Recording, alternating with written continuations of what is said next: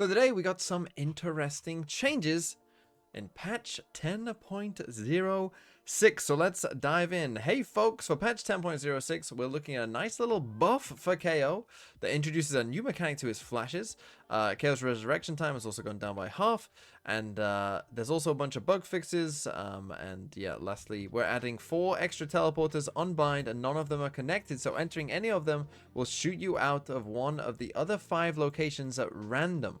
Please let us know how you feel about it. So obviously this change is pretty massive, pretty massive bind change here, and also, some KO changes as well. So let's dive in. By the way, they aren't changing bind.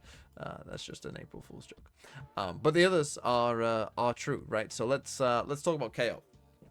So KO, while we love that KO has an engaging path to mastery, we consistently see there's a large gap between his skill ceiling and his skill floor, and that gap hasn't really improved over time. We see from both player feedback and internal statistics that his flash is the most difficult flash to coordinate with on the roster. We think we can make KO's overhand flash more flexible for mid-range scenarios to better match our other flashes. These sets of changes should continue to preserve his high skill ceiling on those perfectly tossed pop flashes you've been practicing. We're also reducing his resurrection duration on his ultimate to reinforce the potential for team play to pick up an ally KO. So basically what they're talking about here is that obviously KO, pretty much since KO came out, maybe a little bit after, has kind of always been pretty good in pro play, right? KO has always seen a pretty decent level of pick rate in pro play because he's just pretty good, right? However, in ranked, KO tends to have one of the worst win rates because he requires learning a lot of lineups, he requires a lot of synergy, as they're saying, with the flashes to make it work. So this is essentially what they're trying to fix, is to basically make him better in ranked, I think, whilst not making him too much better in pro play. But let's see what they do. So upon bouncing, flashes will now start a 0.8 second windup and then pop. This windup has unique audio and visuals when triggered. The bounce windup will not be triggered if it is already less than 0.8 seconds from popping, so it won't increase the total max time from throw to pop. So basically, this is what happens, right? You throw a flash and you hit a wall and it flashes.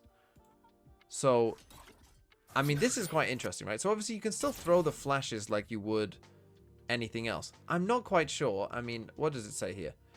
Upon bouncing. So that means that you can throw them at the floor and this will happen as well. Right? So the only way you get kind of the full, like, normal KO flash now is if you just throw it through the sky. And then obviously you get your normal amount. Or if you throw kind of one where, it bounces off a wall quite late on. And then, it's closer to just popping than the 0.8. Obviously quite interesting. So the underhand maximum flash duration as well has increased. So basically they've just buffed the underhand flash as well. So quite a few different changes here. The voice out is also bigger. I don't think that's going to matter too much. The unequipped time is less. A minimap indicator has been added to the flash for teammates only. So really they are going in on this, right? They're really trying to this could be a pretty significant buff, or will let you do, obviously, if you're a good KO player, it will let you do kind of significantly more flash. Like, if you're already a decent KO player, this is a significant buff. Not only are they creating this, which will give you, perhaps more opportunities like this to kind of, somewhat pop flash, maybe for yourself, or easier to do it for your teammates, right? Not only are they doing that, but then you're also getting, this is just like a straight buff. Right, this is just like a straight buff. The unequipped time being less is just a straight buff. This is just a straight buff, right? Like, obviously those are just like numbers changes which help you as well. So KO is just getting a buff. And also, the ally resurrection time is now only 1.5 seconds, which again is a pretty big buff. Now, here's the thing. Whilst this definitely will help KOs, I think, in ranked more than it will in pro play, I still think this is a pretty significant buff in pro play. And as I say, for me personally, KO is like an agent that has always been pretty good and probably always will be pretty good, because when you look at KO's kit, his ult is just one of the best ones probably, especially now that the res is even quicker. His ult is very good, always has been, right? The knife is a very good signature ability, and suppressing people in general just gets better as people get better with utility over time, right? As the game skill increases and people get better with utility, suppressing them is therefore more important. So that's good. Now the flashes are even better, and the nade is a good ability as well. So for me, this is like a pretty significant buff. And obviously right now we're living in kind of a breach tail meta. I'm not sure if on every map this will mean a replacement, but certainly on some, I could definitely see KO Teo being pretty popular, because KO's already pretty good, and this buff only helps, right? So yeah, I'm kind of surprised they've done this, because KO was in a good spot already, but I guess it helps people in ranked quite a bit. So yeah, KO's getting better. Will this make KO OP? I don't think so, but you know, it'll make him a bit better. Okay, Yoru. Fake Out is providing a bit too much return on investment at 100 credits. So the Fake Out has gone from 100 to 200 credits. I think this is absolutely reasonable. The Fake Out in the current meta as well is a very, very good ability. Right, it's a very, very strong ability to bait out Vyse walls. It's kind of become part of the meta game essentially right now. Is, you know, you're looking for that Vyse wall, you use the Yoru clone. The defenders try and shoot the Yoru clone before it reaches the wall, you know, so that it can't break it on its own. Yeah, I think this is perfectly reasonable. There's no reason why this shouldn't have been the case. Obviously, this might change the buys on pistol rounds for Yoru, but yeah, I think this is completely reasonable. I don't think anyone would have a problem with that. And then Vyse. Now, this is one that we have to talk about as well, because Vyse is getting a nerf. While we're happy that Vyse has found a place in the ecosystem since the buffs in patch 9.11, we've seen that the durations on her abilities to be excessive in a world where her Razor Vines are more threatening. We're shortening the durations on her Razor Vines and Shears so that Vyse will have to more actively capitalize rather than just relying on the baseline value of their stall. Thank God. So the Razor Vines are going from 10 to 7, and the Shear is going from 8 to 6 seconds when it gets triggered.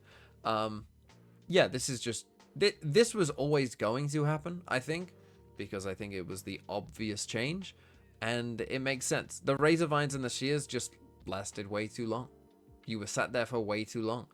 Versus some of the other util in the game. You think about like how long a Killjoy Nanoswarm lasts, something like that, right? Like the Razor Vines just lasted longer. And especially when they added the extra damage to them, which meant that you were never really going to disrespect them and you weren't ever going to run through them. You would just sat there for 10 seconds. I mean, think about that. That is a crazy amount of time to just be sitting there, right? So this absolutely makes sense. And the same is true for the wall, right? The wall was a very good ability. Honestly, like, I still think Vyse is very good. I still think the Vyse is a very good agent because the wall is still good. The Razor Vines are still good, even at 7 seconds. This is just a nerf that puts Vyse in a good spot, right? Because I think that really Vyse was being underrated. I think that Vyse was on the level of, like, you probably should be playing Vyse, like, every map. Like, I legit think that Vyse was that good with global utility, a 20-second flash cooldown. You know, the Razor Vines lasted forever, the Shear lasted forever, the ult's pretty good. Like, that's just an agent that you want to be playing a lot of.